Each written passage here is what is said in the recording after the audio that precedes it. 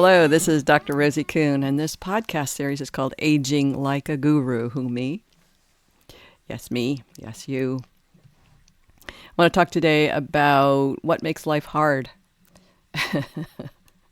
There's that saying or that bumper sticker that says life is hard and then you die.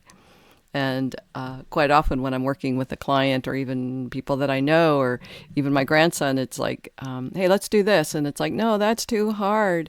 And that statement, that's too hard, stops most of us in our tracks from actually having a thriving, beautiful, wonderful, rich life, from now to the end, regardless of how old we are. And so I want to talk about that. A friend of mine yesterday said, this was actually part of the retreat, the Loving Yourself into Creation. She said, the intention to thrive has to be greater than the fear of hardship, the fear of suffering, the fear of having things be different. That the intention for greatness, and not greatness like fame and fortune, but having a great life, your intention has to be greater than anything else. And, even I would say, yeah, and that's hard work. And there's a context that we have around life that, first of all, life shouldn't be hard.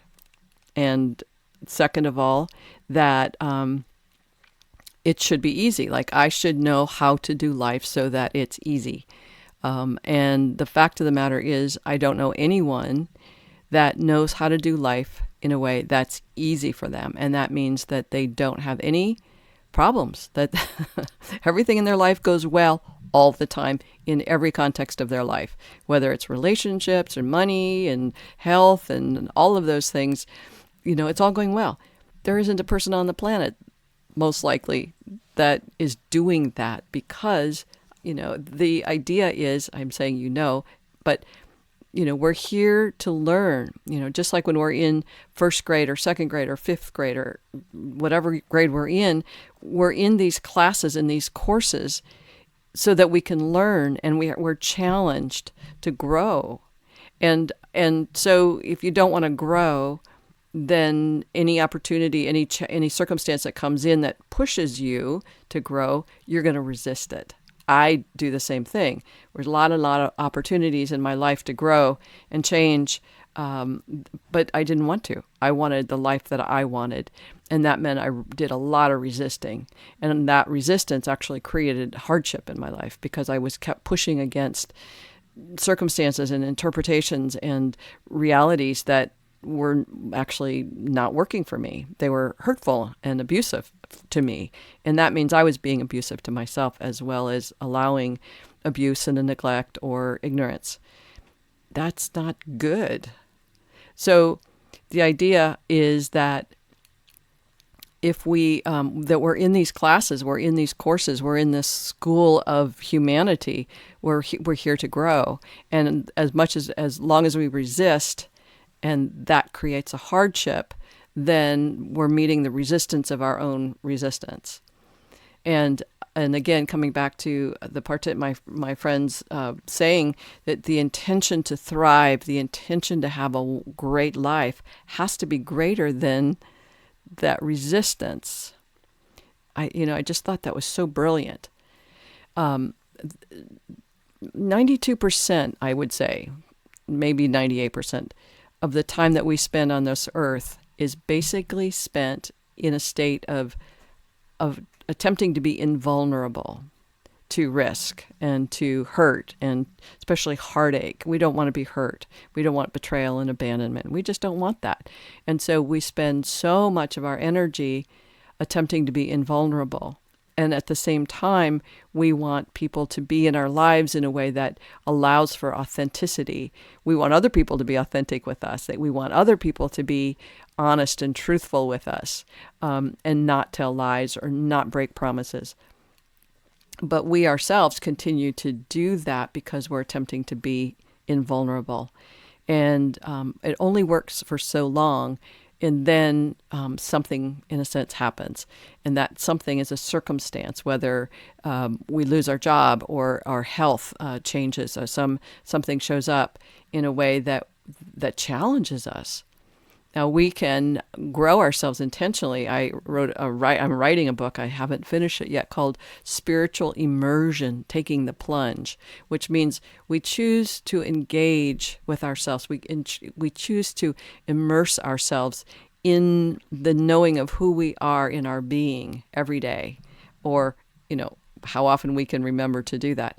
But that choosing to be present to ourselves consciously in a place that feels vulnerable, that's the spiritual immersion part, where we can touch into and tap into who's the true person in us beyond the desire to be invulnerable. So again, we're attempting to be invulnerable. At the same time, we really want to be authentic with people. I remember a client the other day said, we were talking about that he doesn't feel at home in the community where he lives. And we talked about, he said, there was one person in my life, and when I looked into her eyes, I said, I'm home. And what she was reflecting to him was his own place of homeness.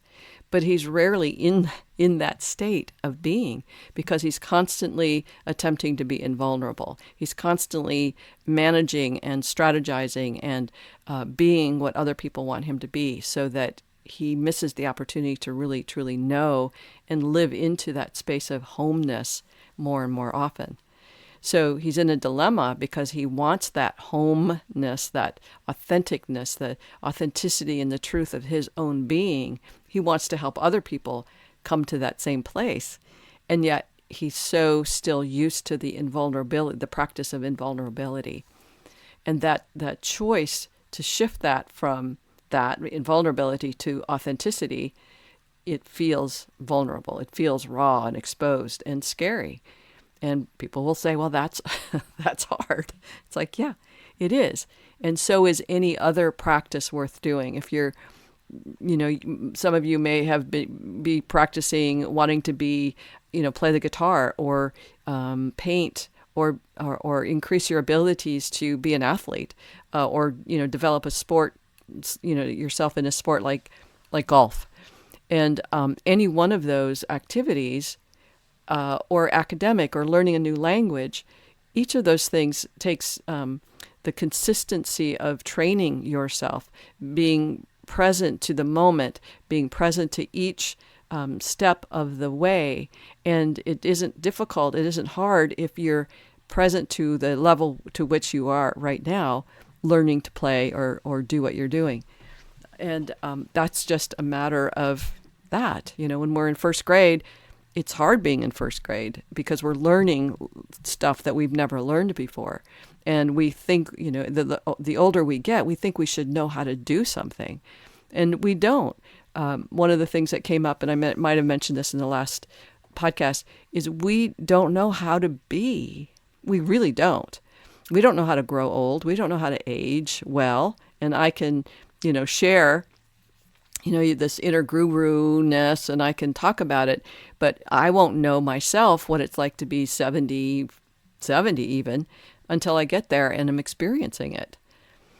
So the intention of this podcast is to say, notice perhaps, and be curious about where you tell yourself whatever it is hard. Let's say, giving up a substance, giving up focus and attention on food, or giving up anything that takes you away from your authentic self. Just notice the number of times that you say, it's hard. It is hard. It is hard.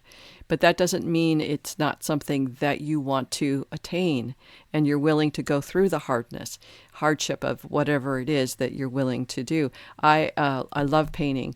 And a lot of people say, gosh, you're really good at it. But there's so much that I want to learn, and it's vulnerable. I feel raw in expressing myself through this media of paint.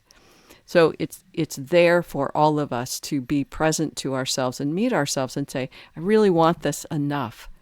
I really want this enough that I'm willing to go through what's hard to make it happen. So just be curious maybe about that if you want to be. Well, that's it for today. If you're interested in books, I have 13 books, I think now. And you can find those at theparadigmshifts.com, my website. You'll find blogs there too and videos. I also created a Facebook page, Aging Like a Guru, and you're welcome to go there, join it. And if you have things to say about aging, if you have questions or things you'd like me to talk about, let me know.